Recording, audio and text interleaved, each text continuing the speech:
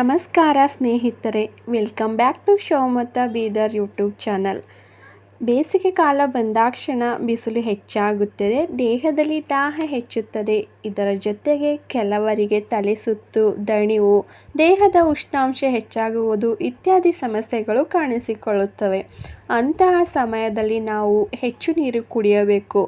ಹಾಗೆ ಅದರ ಜೊತೆಗೆ ನಮ್ಮ ದೇಹವನ್ನು ತಂಪಾಗಿಸುವ ಕೆಲವು ಪಾನೀಯಗಳನ್ನು ಸ್ವೀಕರಿಸುವುದು ಒಳ್ಳೆಯದು.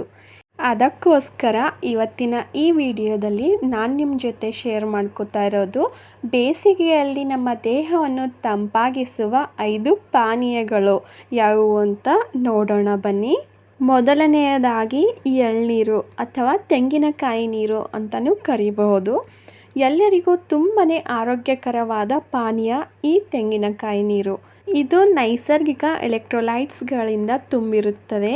ದೇಹಕ್ಕೆ ತಕ್ಷಣ ಶಕ್ತಿ ಕೊಡುವುದಷ್ಟೇ ಅಲ್ಲದೆ ಬೇಸಿಗೆ ಕಾಲದಲ್ಲಿ ಹೊಟ್ಟೆಗೆ, ದೇಹಕ್ಕೆ ತಂಪನ್ನು ನೀಡುತ್ತದೆ.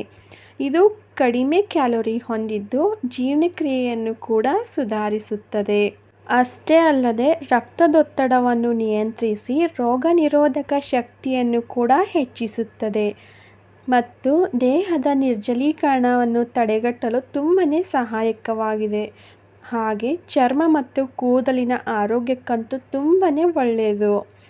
ಮತ್ತು ಎಳ್ನೀರು ಗರ್ಭಿಣಿಯರಿಗಂತೂ ಉಂಟಾಗುವ ಆಯಾಸ, ನಿರ್ಜಲೀಕರಣ ಮತ್ತು ಮಲಬದ್ಧತೆ ಸಮಸ್ಯೆಗಳನ್ನು ಹೋಗಲಾಡಿಸಲು ತುಂಬನೇ ಸಹಾಯಕವಾಗುತ್ತದೆ. ಹಾಗಾಗಿ ಬೇಸಿಗೆಯಲ್ಲಿ ಸಾಧ್ಯವಾದಷ್ಟು ವಾರಕ್ಕೆ 3 ರಿಂದ 4 ಬಾರಿಯಾದರೂ ಎಳ್ನೀರು ಕುಡಿಯೋದು ತುಂಬನೇ ಆರೋಗ್ಯಕರವಾಗಿರುತ್ತದೆ. ಎರಡನೆಯ ತಂಪು ಪಾನೀಯ ಮಜ್ಜಿಗೆ.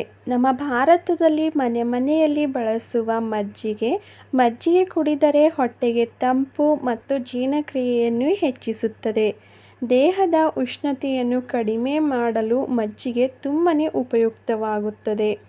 ಮಜ್ಜಿಗೆಯಲ್ಲಿ ಕ್ಯಾಲ್ಸಿಯಂ ಸಮೃದ್ಧಿಯಾಗಿದ್ದು ಮೂಳೆಗಳನ್ನು ಮತ್ತು ಹಲ್ಲುಗಳನ್ನು ಬಲಪಡಿಸುತ್ತದೆ. ಕಡಿಮೆ ಕ್ಯಾಲೋರಿ ಹೊಂದಿದ್ದು ತೂಕ ಇಳಿಸಲು ಕೂಡ ತುಂಬನೇ ಸಹಾಯಕವಾಗುತ್ತದೆ. ಮಜ್ಜಿಗೆಯಲ್ಲಿರುವ ಬಯೋ ಆಕ್ಟಿವ್ ಪ್ರೋಟೀನ್ ಕೆಟ್ಟ ಕೊಲೆಸ್ಟ್ರಾಲ್ ಕಡಿಮೆ ಮಾಡಿ ಅಧಿಕ ರಕ್ತದೊತ್ತಡವನ್ನು ತಗ್ಗಿಸುತ್ತದೆ. ಮಜ್ಜಿಗೆಯನ್ನು ಸೇವಿಸುವ ವಿಧಾನ ನೋಡೋದಾದರೆ ಮೊಸರಿಗೆ ಒಂದು ಸ್ವಲ್ಪ ನೀರು, ಸಣ್ಣದಾಗಿ ಕಟ್ ಮಾಡ್ಕೊಂಡಿರೋ ಕೊತ್ತಂಬರಿ ಸೊಪ್ಪು, ಚಿಟಿಕೆಯಷ್ಟು ಜೀರಿಗೆ ಪುಡಿ, ರುಚಿಗೆ ತಕ್ಕಷ್ಟು ಉಪ್ಪನ್ನು ಸೇರಿಸಿ ನೀಟಾಗಿ ಮಿಕ್ಸ್ ಮಾಡಿಕೊಂಡ್ರೆ ಸಾಕು. ಬೇಸಿಗೆಗಾಲದಲ್ಲಿ ಎರಡನೆಯ ತಂಪು ಪಾನೀಯ ಮಜ್ಜಿಗೆ ರೆಡಿ ಆಗಿ ಹೋಗುತ್ತೆ. ಇವಾಗ ಮೂರನೆಯ ತಂಪು ಪಾನೀಯ ನೋಡೋದಾದರೆ ನಿಂಬೆ ಶರ್ಬತ್ ಅಥವಾ ಲೆಮನ್ ಜ್ಯೂಸ್ ಅಂತಲೂ ಕರೀಬಹುದು. ನಿಂಬೆ ಹಣ್ಣಿನಲ್ಲಿ ವಿಟಮಿನ್ ಸಿ ಮತ್ತು ಆ್ಯಂಟಿ ಆಕ್ಸಿಡೆಂಟ್ಗಳು ಹೊಂದಿದ್ದು ರೋಗ ನಿರೋಧಕ ಶಕ್ತಿಯನ್ನು ಹೆಚ್ಚಿಸುತ್ತದೆ. ಹಾಗೆ ಜೀರ್ಣಕ್ರಿಯೆಯನ್ನು ಸುಧಾರಿಸುವುದರ ಜೊತೆಗೆ ತೂಕ ಇಳಿಕೆಗೂ ಕೂಡ ತುಂಬನೇ ಸಹಾಯಕವಾಗಿದೆ. ನಿಂಬೆಹಣ್ಣಿನಲ್ಲಿ ವಿಟಮಿನ್ ಸಿ ಇರುವುದರಿಂದ ತ್ವಚೆಯ ಕಾಂತಿಯನ್ನು ಹೆಚ್ಚಿಸುತ್ತದೆ. ಖಾಲಿ ಹೊಟ್ಟೆಯಲ್ಲಿ ನಿಂಬೆ ನೀರು ಕುಡಿಯುವುದರಿಂದ ದೇಹದ ವಿಷಕಾರಿ ಅಂಶಗಳನ್ನು ಹೊರಹಾಕುತ್ತದೆ. ನಿಂಬೆಹಣ್ಣಿನಲ್ಲಿ ಪೊಟ್ಯಾಸಿಯಂ ಹೆಚ್ಚಾಗಿರುವುದರಿಂದ ರಕ್ತದೊತ್ತಡವನ್ನು ಕಡಿಮೆ ಮಾಡಿ ಕೆಟ್ಟ ಕೊಲೆಸ್ಟ್ರಾಲ್ ಅನ್ನು ಕೂಡ ಕಡಿಮೆ ಮಾಡುತ್ತದೆ.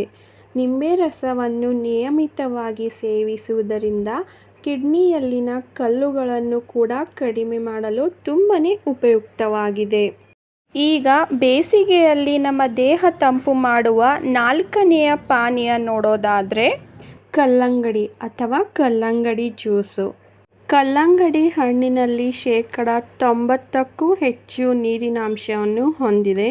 ಕಲ್ಲಂಗಡಿಯಲ್ಲಿ ವಿಟಮಿನ್ ಎ ಮತ್ತು ಸಿ ಹಾಗೂ ಆ್ಯಂಟಿ ಆಕ್ಸಿಡೆಂಟ್ಗಳು ಸಮೃದ್ಧಿಯಾಗಿದ್ದು ಹೃದಯದ ಆರೋಗ್ಯಕ್ಕೆ ತುಂಬನೇ ಒಳ್ಳೆಯದಾಗಿರುತ್ತದೆ. ಅಷ್ಟೇ ಅಲ್ಲದೆ ಚರ್ಮದ ಕಾಂತಿಗೆ ಮತ್ತು ತೂಕ ಇಳಿಕೆಗೂ ಹಾಗೂ ರಕ್ತದೊತ್ತಡ ಸಮಸ್ಯೆಯನ್ನು ನಿಯಂತ್ರಿಸಲು ಸಹ ತುಂಬನೇ ಸಹಾಯಕವಾಗುತ್ತದೆ. ಕಲ್ಲಂಗಡಿ ಹಣ್ಣಿನಲ್ಲಿ ಹೆಚ್ಚಿನ ನೀರಿನಾಂಶ ಇರುವುದರಿಂದ ಬೇಸಿಗೆಯ ಬಿಸಿಲಿನಿಂದ ದೇಹಕ್ಕೆ ತಂಪಿನ ಅನುಭವವನ್ನು ನೀಡುತ್ತದೆ. ಕಲ್ಲಂಗಡಿಯಲ್ಲಿರುವ ನಿಟ್ರೋಲಿನ್ ಎಂಬ ಅಮೈನೋ ಆಮ್ಲವು ವ್ಯಾಯಾಮದ ನಂತರ ಬರುವ ಸ್ನಾಯು ನೋವನ್ನು ಕಡಿಮೆ ಮಾಡುತ್ತದೆ. ಇದರಲ್ಲಿರುವ ನೀರು ಮತ್ತು ನಾರಿನಾಂಶವು ಮಲಬದ್ಧತೆಯನ್ನು ತಡೆಯಲು ಹಾಗೂ ಜೀರ್ಣಕ್ರಿಯೆಯನ್ನು ಸುಗಮಗೊಳಿಸಲು ತುಂಬನೇ ಸಹಾಯಕವಾಗುತ್ತದೆ. ಈ ಬೇಸಿಗೆ ಕಾಲದಲ್ಲಿ ಕಲ್ಲಂಗಡಿ ಹಣ್ಣನ್ನು ತಿನ್ನುವುದು ಅಥವಾ ಕಲ್ಲಂಗಡಿ ಹಣ್ಣಿನ ಜ್ಯೂಸನ್ನು ಕುಡಿಯುವುದರಿಂದ ನಮ್ಮ ದೇಹಕ್ಕೆ ತುಂಬನೇ ತಂಪಾಗಿಡಲು ಸಹಾಯಕವಾಗುತ್ತದೆ. ಇವಾಗ ಬೇಸಿಗೆಗಾಲದ 5ನೆಯ ಪಾನೀಯ ನೋಡೋದಾದರೆ ಸಬ್ಜಾ ಸೀಡ್ಸ್. ಸಬ್ಜಾ ಬೀಜಗಳು ಅದ್ಭುತ ಪೋಷಕಾಂಶದ ಶಕ್ತಿ ಕೇಂದ್ರವಾಗಿದ್ದು, ಈ ಬೇಸಿಗೆ ಕಾಲದಲ್ಲಿ ದೇಹಕ್ಕೆ ತಂಪು ಕೊಡುವ ಬಹುಮುಖ್ಯ ಬೀಜವಾಗಿದೆ. ಅಷ್ಟೇ ಅಲ್ಲದೆ ಜೀರ್ಣಕ್ರಿಯೆಯನ್ನು ಸುಧಾರಿಸುತ್ತದೆ ಮತ್ತು ಮಧುಮೇಹ ನಿಯಂತ್ರಣಕ್ಕೆ ಅತ್ಯುತ್ತಮ ಔಷಧಿ ಅಂತಾನೆ ಹೇಳಬಹುದು. ಸಬ್ಜಾ ಬೀಜಗಳಲ್ಲಿ ಫೈಬರ್, ಒಮೆಗಾ 3 ಕೊಬ್ಬಿನಾಮ್ಲಗಳು ಮತ್ತು ಪ್ರೋಟೀನ್ನಿಂದ ಸಮೃದ್ಧವಾಗಿದ್ದು, ಮುಖ್ಯವಾಗಿ ಬೇಸಿಗೆಯಲ್ಲಿ ಇವುಗಳನ್ನು ನೀರಿನಲ್ಲಿ ನೆನೆಸಿ ಕುಡಿಯುವುದರಿಂದ ದೇಹದ ಉಷ್ಣತೆ ಕಡಿಮೆಯಾಗುತ್ತದೆ.